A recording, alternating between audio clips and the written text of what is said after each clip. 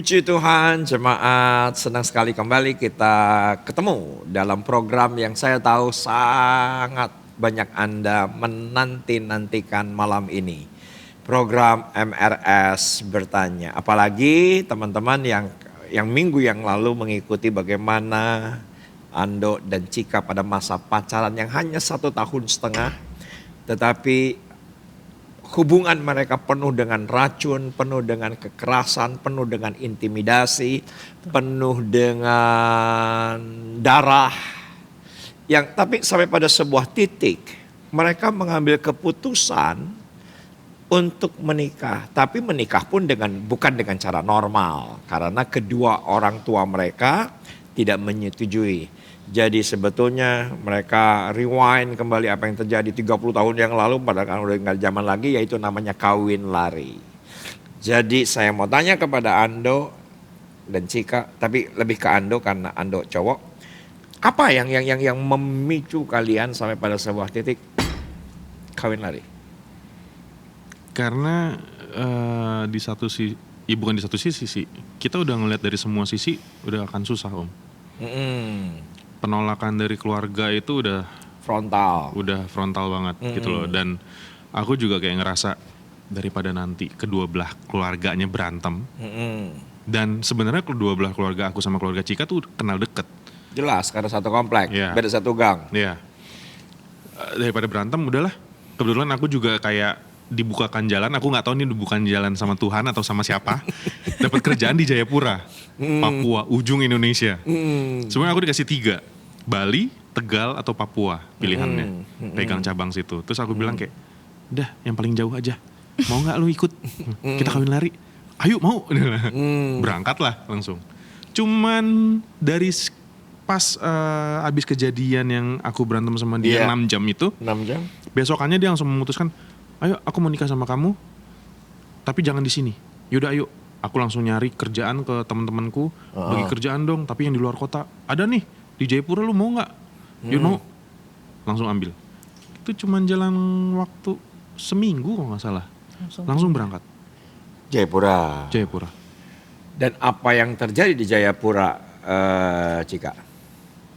Di Jayapura ya sama Om. Maksudnya kan kalau gini ya, kalau perempuan itu mungkin tanpa sadar ada rasa gini loh, gue nih udah ngikutin lo, gue udah tinggalin orang tua gue, gitu. Jadi tanpa sadar sebenarnya ada ekspektasi dong di dalam diri aku, gitu loh. Nah jadi pada saat itu aku ngerasa kan kalau udah ke Jayapura nih, gue udah bukti ini cinta gue, gitu. Pasti nanti dia nge-treat aku dengan bener, gitu. Seenggaknya lo berubah nge-treat aku dengan bener. Sampai di Jayapura, ya beda lagi gitu, tidak sesuai harapan gitu. Aku sampai di Jayapura itu kan aku juga nggak ngomong ke keluarga, gitu loh. Jadi pada saat nyampe di sana, nggak lama ya ketahuan lagi ternyata dia masih di belakang tuh masih hubungan sama mantannya, dia rubah nama mantannya jadi siapa lah apa, tapi ya tetap ketahuan gitu. Tetap Tuhan mungkin sebenarnya kasih tahu ini orang tuh nggak bener, nggak baik gitu. Jadi ketahuan lagi, berantem lagi, dan aku di situ makin emosional karena gila ya, gue udah sampai di kota orang gitu. Gue nih cuma punya elu nih di sini, gitu. Ditambah Om, dia di sana bawa aku, maksudnya hidup susah. Kecuali misalkan ada mungkin kalau zaman sekarang ya udahlah, mau cowok gue gini-gini yang penting materi gue cukup. Di luar sana kita nggak bisa, mungkin banyak yang kayak gitu. Nah sedangkan aku di sana udah gue diselingkuhin, gue diposesifin, nggak boleh kerja, elunya yang bawa hidup susah lagi gitu. Jadi aku di sana tuh dibawa sama dia, tinggal cuma di satu bedeng yang itu kumuh banget Om. Aku juga banyak, maksudnya tidur itu ada kecoa, ada curut. Itu bener-bener yang kali cuma 4 kali langkah ya udah pintu, bener-bener kecil banget. Di sebelahnya anjing rabies lagi, anjing gila. Jadi gonggong mulu bisa 3 jam bisa. Jadi ya, dan aku waktu itu pertama juga nggak punya kasur. Aku tidur itu bener-bener bantalnya pakai ya baju aja dilipet-lipet. Bocor. Jadi kalau hujan itu aku 3 jam hujan, 3 jam aku meres supaya nggak kerendam karena bocornya dari bawah. Jadi aku ngerasa kayak ya ampun ini kok. Tapi gimana, maksudnya aku mau pulang pun satu udah malu. Pasti malu. Gengsi. Gitu. Kedua maksudnya ini pilihan gue. Ada juga yang ngomong gini, ini pilihan lu tanggung jawab gitu. Ini yang lu pilih ya lu harus jalanin gitu. Jadi selama di Jayapura itu juga parah seperti itu gitu. Bener-bener makin jadi Dan berapa lama? Dan itu masih belum nikah dong? Belum. Belum dong. Belum. 6 bulan. Sampai titik datang, hidup suffer begini. Berapa lama sampai ke nikah? Nikah pun kan nggak sembarangan, ketemu pendetanya dulu, ke Betul. gereja dulu, administrasi dulu, sampai pada titik nikah. Itu berapa lama? Sekitar 6 bulan 7 bulan. 6 bulan 7 Karena bulan. kita sampai sana itu bulan November. Nikahnya Juli. Nikahnya Juli. Juli tahun depan. Tahun depannya. Tahun depannya. Iya. Oke. Nah waktu nikah siapa yang tahu? Teman-teman di sana. Teman-teman di sana, orang kantor. Sama ada orang tua angkat, Om. Iya. Jadi kita juga nggak bisa bilang kayak Tuhan buka jalan. Itu udah pasti bukan. Gitu. Iya. Tapi aku percaya maksudnya pada saat kita lagi sesat pun, itu yang aku percaya Tuhan tuh tetap akan tolong, nggak mungkin gitu.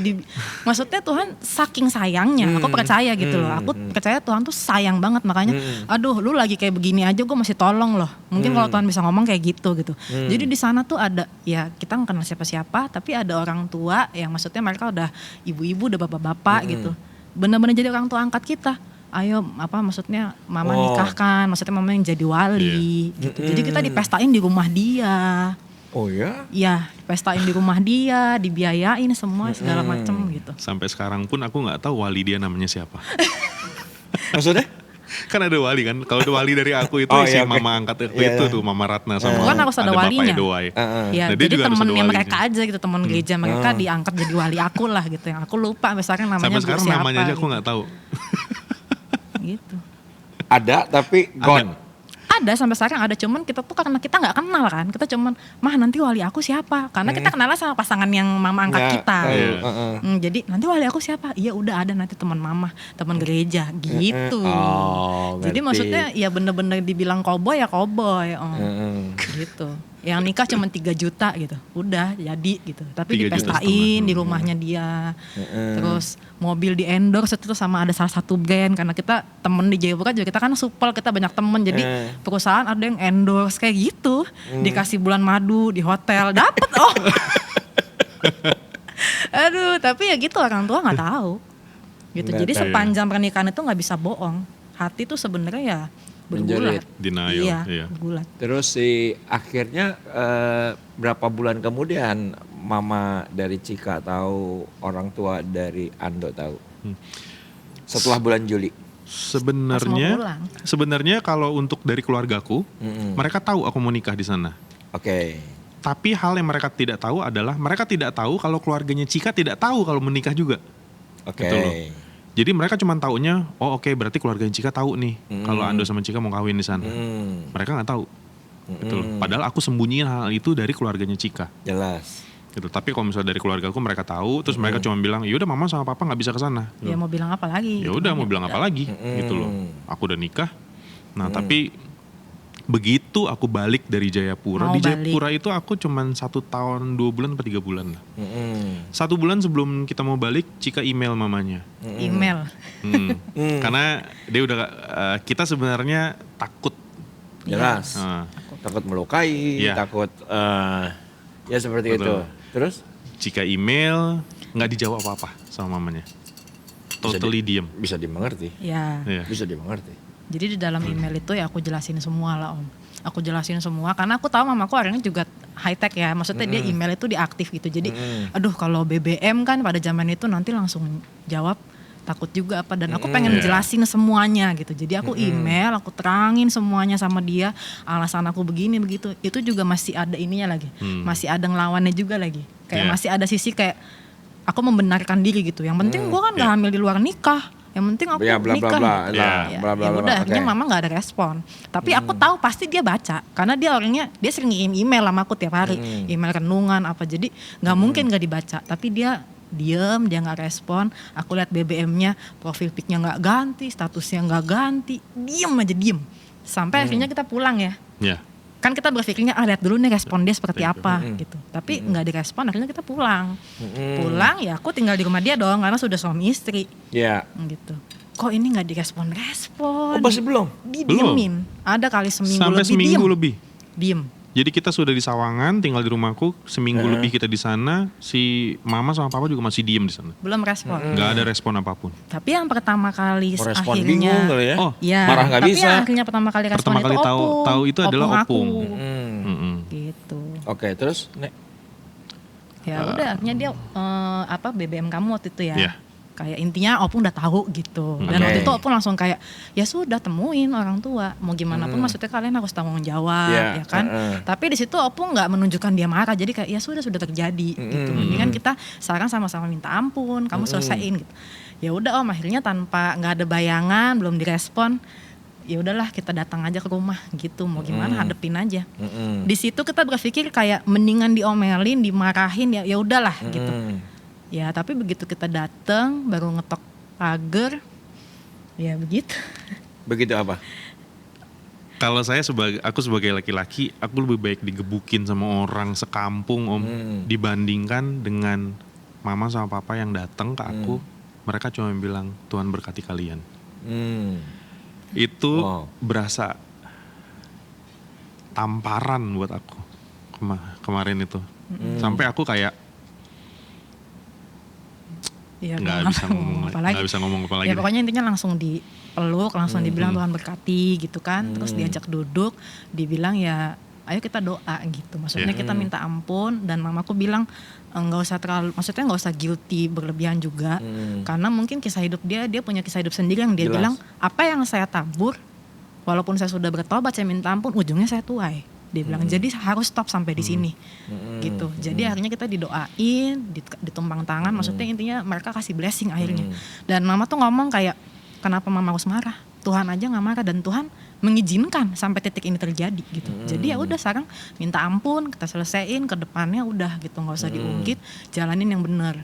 Datang ke keluarga satu-satu, kasih tahu kita udah nikah dan segala macem gitu Om. Jadi dari situ udah diterima lah sama orang tua gitu. Oke, next fase. Apakah awal-awal pernikahan semulus seperti yang kalian pikirkan dan rencanakan? Enggak. Toksik jalan terus. Masih jalan. terus. Karena itu pun setelah kita nikah masih ada tuntutan dari keluarga. Apa itu? Ada banyak dari keluargaku, dari keluarga Cika, karena mereka tidak ada di saat pernikahan itu. Ngerti, Mereka menuntut ngerti. kita untuk ayo dong, pemberkatan ulang dong. Gini loh. Oh ternyata masih Gitu. ada. Masih. Sampai denominasi akhirnya itulah masih ada. Iya, denominasi itu masih ada. Oh. Sampai akhirnya aku sama Cika. Sorry. Yang waktu Jayapura bukan denominasi dua-duanya? Tidak. Tidak. Di satu gereja. Satu Kita gereja. menikah di satu gereja. Iya. Oke. Gitu, iya. Jadi pokoknya nggak ke kiri nggak ke kanan. Jadi gue pilih yang Oh di tengah. enggak, ke kiri. Ke Aku kiri. ikut gereja dia. Oke. Karena Beres di- dong harusnya.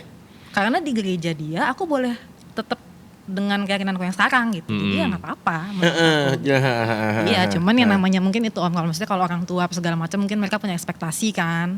Gitu. Jadi maksudnya masih kayak suka ngode lah, kasarnya kayak ayo dong di gereja gitu. Kayak aku juga kamu belajar dong di gereja Ando gitu. Jadi masih suka kayak gitu gitu. Ya toksik jalan terus tetap. Cuman memang kalau pribadi aku sendiri, Hmm. aku tuh tidak mau memaksakan itu semua. Ya. Karena ya pribadi seseorang dengan Tuhan ya itu urusan personal mereka semua gitu loh. Jadi meskipun aku sebagai suaminya, aku nggak pernah memaksakan dia untuk ikut aku gitu loh. Tidak, siapa aku? ikut gitu loh. denominasi kamu Iya, ya. ikut denominasinya. Sebenarnya sama-sama anak Tuhan Yesus lah gitu. Cuman ya karena itu lagi background dari keluarga yang mengharuskan untuk harus ikut laki, harus ikut suami gitu loh. Harus satu kapal gitu. Nah, aku kayaknya ini harus dihentiin nih di Jadi sini. momok juga akhirnya Om. Gitu. Iya. Oke, terus mengenai si toxic relationships di awal pernikahan seberapa parah? Karena kalau itu balik lagi in general ya, Iya. abis menikah tinggal di rumah mertua Gila, oke. dengan yang seperti itu. Jadi Iya. makin dong, karena kan maksudnya udah suami istri Udah. Wah. Ya tuntutan ditambah ini mungkin suami ini maksudnya anak kesayangan lah Om gitu. Jadi maksudnya kayak Puncak harapan. ya jadi ada lah maksudnya kayak mungkin orang tua ya persoalan mertua menantu lah gitu. Ditambah dianya pada saat itu mungkin merasa ya masih didukung sama mamanya, dibela. Jadi aku kan kayak Jepit, kayak terpojok gitu Yes. loh. Jadi ya masih toksik, masih yang nggak boleh gimana ya, nggak boleh kerja, nanti kalau kerja dianya yang dibilang nanti laki-laki, masa perempuan yang kerja, kamu tuh perempuan Iya. di rumah aja gitu. Jadi Kolot masih lah. kayak gitu, jalan sama temen nggak boleh, jadi masih itu tekanan terus kan. Sementara kan pada saat itu juga mungkin tetap momennya bertepatan nggak lama mama meninggal, Ya. nggak ada gitu. Iya. Nah jadi itu Baru dong. 2016. Ya barulah 2016. Ya, jadi maksudnya kan nikah baru 6 tahun juga Om. Ya. Nah jadi pada saat mama meninggal itulah puncak.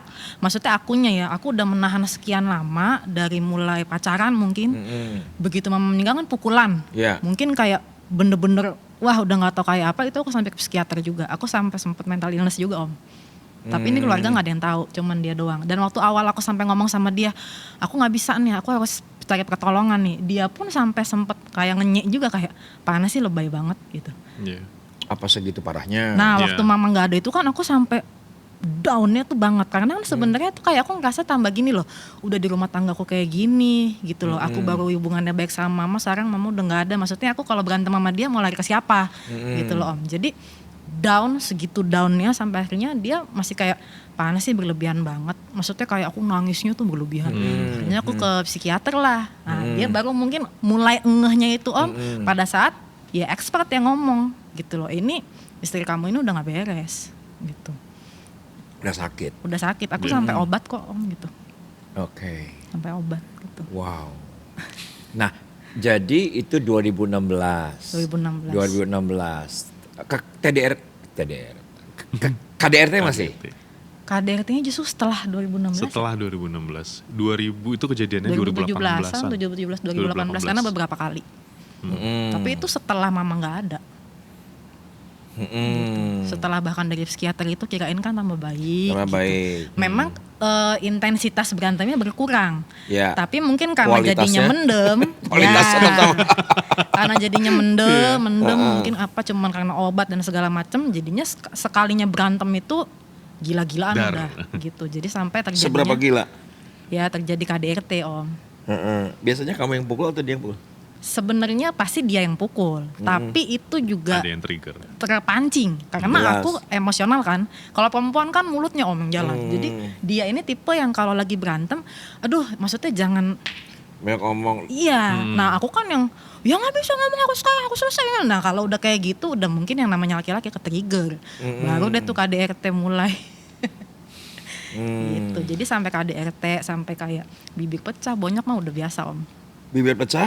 Bibir pecah, bonyok, biru semua, dibanting sampai pagar keluar jalur karena aku dibanting gitu udah. Mobil sampai goyang. Mobil udah, wah aku biru semua ini bonyok. Berantemnya hajar-hajarannya di dalam mobil. Dan yang aku bilang dia sampai toksik banget. Kalau kita berantem di luar nih, pernah satu kejadian di parkiran lah. Itu kan berarti kita lagi di luar rumah. Udah berantem, dia tahu posisinya, aku bonyok Om. Bonyok itu kan kelihatan, orang Jelas. bisa kenapa ini orang gitu. Biru, ini pecah segala. Logikanya setelah berantem kayak gitu pulang ke rumah dong. Karena Jelas. kamu tahu posisi saya bonyok gitu. Tapi dia enggak Om. Saking nggak tahu ya flat atau gimana apa dalam Dibawa otaknya. kemana? Masuk dulu ke restoran, makan dulu lapar. Dalam hati saya, gua nih boy. Jadi itu aku langsung kayak, ini orang kenapa ya? Makan aja dia mah santai. Gitu, ada orang tuanya. Aku kan begini terus, jadi orang tuanya nggak tahu lah kalau itu aku habis dipukulin dalam mobil gitu. Masuk gitu. Tiba-tiba dia belok. Makan dulu ya mah, Pak. Gitu. Itu aku makin kayak, ini orang makin sakit kan, hati tuh kayak makin, aduh ini orang gitu. Gue nih udah banyak, seenggaknya pulang dulu. Aku pikir dibungkus, enggak, dia makan di situ, santai aja. Jadi luar biasa itu rasanya. Wow, sorry. 18 menit. Wow. Kita akan lanjutkan minggu depan di episode yang ketiga bersama dengan Ando dan Cika pada poin titik pemulihan seperti apa yang Tuhan kerjakan, turning point-nya, pijakannya, yang mana yang ingin kami sampaikan kepada kalian bahwa di dalam Tuhan masih tetap ada harapan. Betul. Ya. Amin. Model kayak begini harusnya udah cerai. Ya. Karena mereka tentunya punya alasan untuk bercerai. Punya alasan untuk berpisah. Dengan nalar sekalipun. Tapi kenapa mereka tidak bercerai? Jadi yang mau ingin saya tutup di episode kedua ini masih ada Tuhan. Dan bagaimana Tuhan bekerja, kita akan ketemu Selasa minggu depan. Tapi kalian, aku udah piringin loh, makan. Iya, siap. Tuhan Yesus memberkati.